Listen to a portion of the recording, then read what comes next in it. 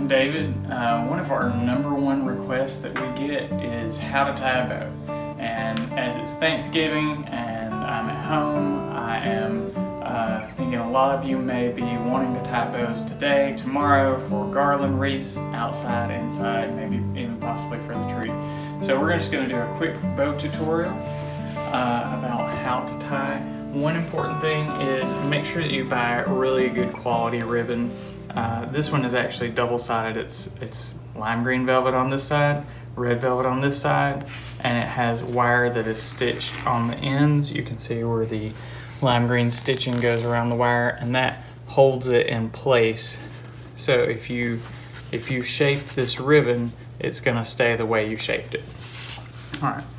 So the first thing you want to do is decide how long of a streamer that you want. So we're just going to do an average size streamer. I usually do like an 8 to 10 inch streamer for a bow for, let's say, a 24-inch wreath. I'm going to actually take the two pieces of wire and press them together on the back, and then once I've got that, I'm going to push my left thumb down and pinch that together, and that gives it a really nice curve right here, which is going to give it some body when you go to start making a loop. So this is our first loop. I usually make the first loop a little bit smaller than the next loops.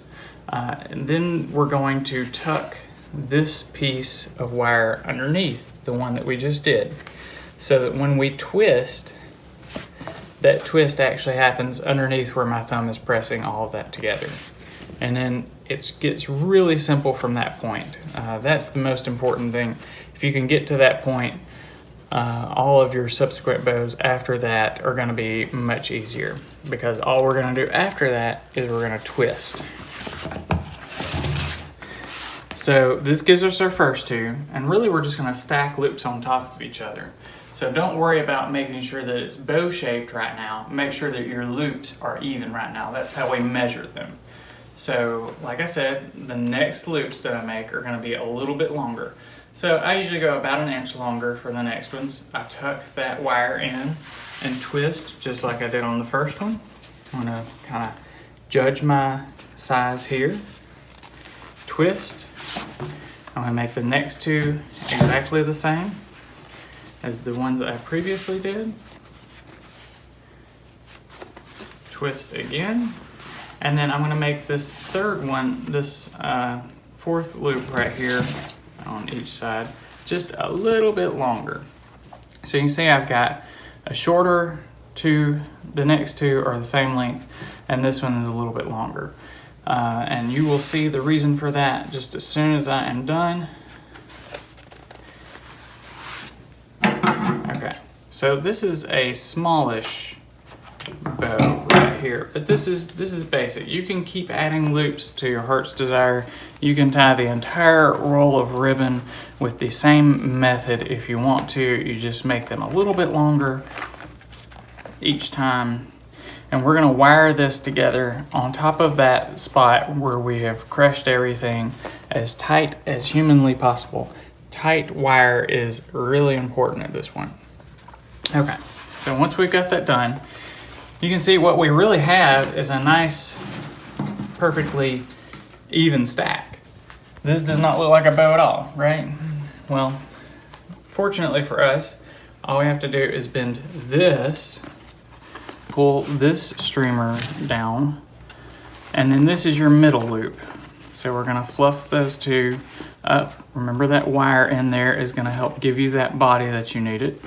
And then we're going to pull the second one on each side up. And then the third one is going to go down. And that fourth one that we tied is the middle. So you can just go back and kind of spread those out.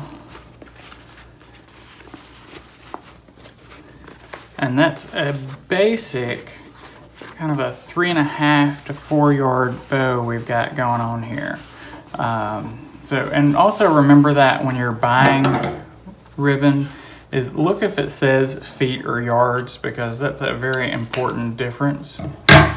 Remember that there are 3 feet in a yard, so If it says feet, you may be getting less than you think you are. And then we have our finished bow. So this is a decent size for 18 to 24 inch bow. We can, like I said, continue to add loops if you feel like you need a little extra. You can do 2 more that would fill in this space here if you want to go to a 5-yard bow. And that's all we have for today.